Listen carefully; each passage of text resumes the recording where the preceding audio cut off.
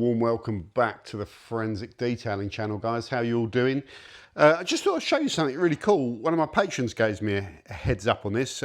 Tosh sent me an email. So Flex have got a link on their website where they've got all these templates for 3D printers. So you can print off all of these accessories. You just download the template and print it off. I didn't do this, I'm not that clever. Tosh printed it off for me and sent it through, which I really appreciate. I had a look at all of the stuff and I thought this battery holder would be the most useful thing for me because I've got a pool of all of these batteries and loads of these 18-volt batteries. So I thought, wow, that would be really good because I normally just stack the batteries on my shelf and it's not ideal. So he's printed this off and look, it just holds the 18-volt batteries.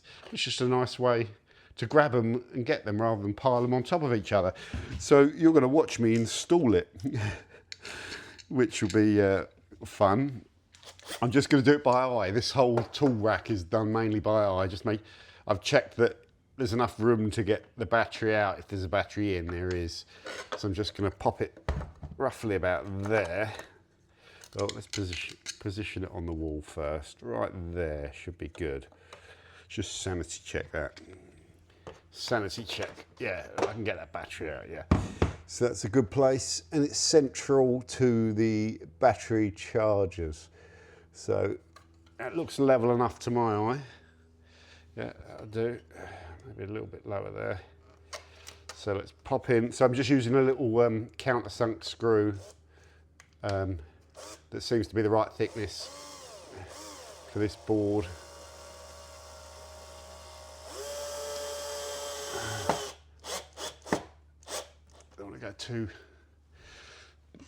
Be careful not to drill it too much so it cracks it or anything, or rips the thread back because it's that soft board stuff. So here we go.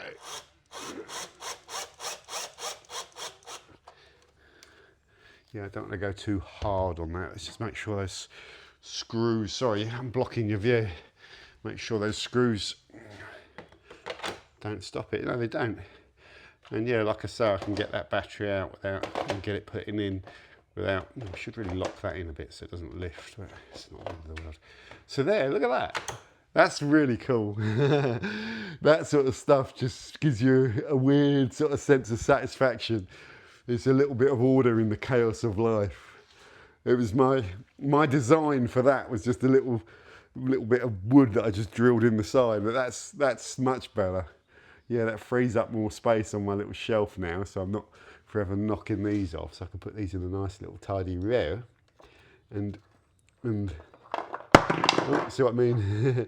So I can have those in a row so I can get them, and peace and harmony is restored to the universe and my garage. Yeah, things like that's a great idea. I was saying this to Tosh, like really good idea of Flex to just offer these 3D printing things for free.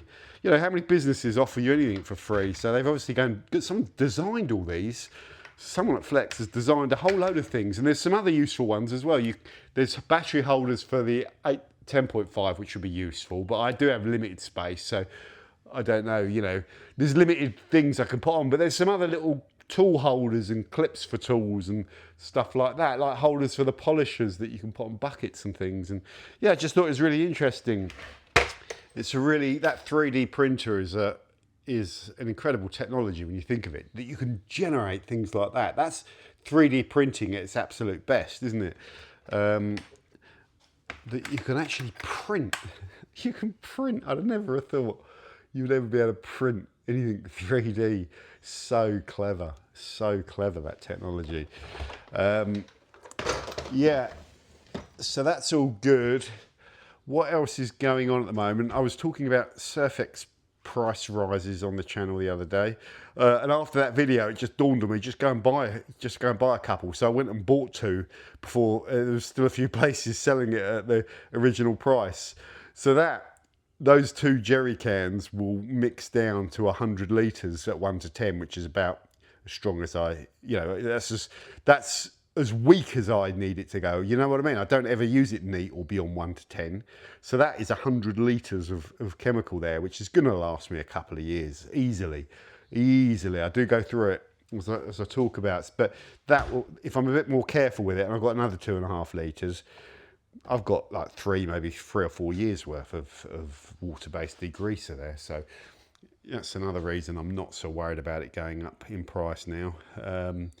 Yeah, it is what it is. It's just, it was so cheap before, you never needed to go and buy it. It's still relatively affordable. It's priced at well, we've talked about all that anyway. Yeah, so let's put that back on the shelf. What else is going on? I'm now in water spot remover mode. I just, before I went to Cadwell, I did a video on this. I think we're going to be good on this video. I think the lineup's good. I don't think I need to play around with that, but I've got a week or so to think about including more products on the lineup. I'm good on being able to simulate the water spots really well, actually. So we're going to have a really good test panel that's got a nice beefy layer of water spots that are going to be baked on there, that are going to give us a platform to be able to test these products against each other. Just one little problem, because you've got to standardise the application of these. So these could all be sprayed onto the surface. And I'm just worried about this one. The moment I have to do something different, it creates another variable. But then if I spray it, I think I might need to apply that slightly differently. So if you imagine I've got the test panel here with water spots all over it, and I'm spraying onto an isolated area, and I plan to use that because it's a really good way of controlling overspray and putting the material on a sealed surface. It's 2 squirts, same dwell, 2 squirts, same dwell. With this one, we might have to do something different. But it adds another variable to the test if you're not spraying it. That's the only problem. I don't think it's going to be a problem though. I think that will spray out. As long as, it doesn't matter really how much chemical I use either, because the chemical doesn't dry. So as long as the surface is saturated in chemical, it doesn't dry and it sits there for X amount of time, it should be a good valid test. The worst case scenario is I can just apply that to a circle that's the same size as that. What if I could take that rubber piece off? You probably could actually. So I could just use a microfiber and put it down and just like apply it to the surface without buffing it into the surface and let it dwell for the same amount of those. That's probably how I'll do that. We'll see. Yeah, it's always a bit of a curveball. Yeah, looking forward to getting stuck into that. The Red Peril is back from a great day, or a couple of days up in Lincolnshire, Cadwell Park. Look at these.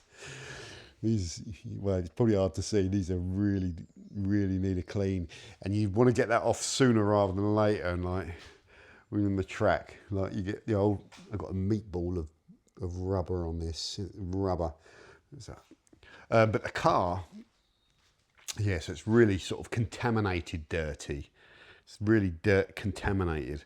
The car was great. Yeah, so didn't have I think doing the fuel pressure regulator has fixed the hot start issue.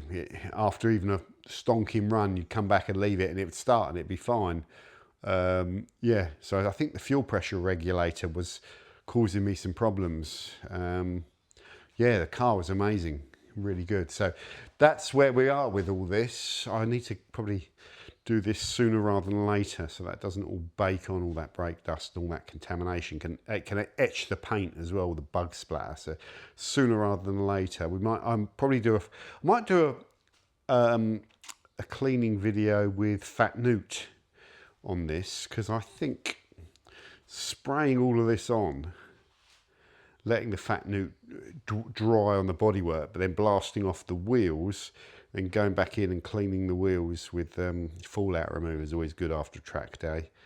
Yeah, fallout remover clean while the fat newt's baking onto the panel or drying onto the panel, you know, and engaging dry on mold, then rinsing off the rest of the car, and away we go. So that's probably what I'll do. I might give it a polish as well. It's looking really shiny, but it's covered in road film. Look, you think it's clean? Look, it's dirty.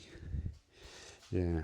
It's a good thing about a red car, though, isn't it? It's like it's covered in dirt. If this was a white car, it'd look terrible. If it's a black car, you'd see it. Red seems to hide dirt quite well, and like you just drive around in that looks half decent, doesn't it? Okay. Anyway, enough rambling. I've got some work to do. See you later.